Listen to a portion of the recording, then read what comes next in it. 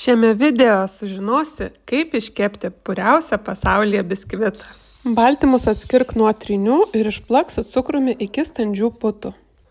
Trynius išplak su cukraus pudra, tol kol masė padvigubės ir supilk į baltymų dubenį.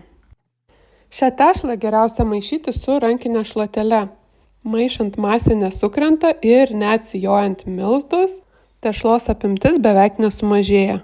Sijojam miltus, atsargiai išmaišom ir į atskirą dubenį įpilam aliejų, pieną, vanilės ekstraktą, imam trintuvę, viską išmaišom iki vientisos masės ir pamažu pilant įmaišom į tešlą.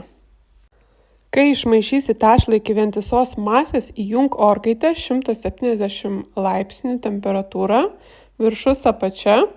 Į kepimo skardą įtiesk popierių ir supilk tešlą.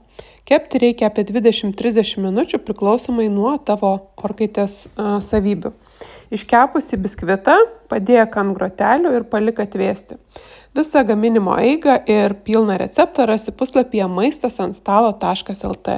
Jei kažkas nepavyksta ar turi klausimų, parašyk komentaruose. Skanaus!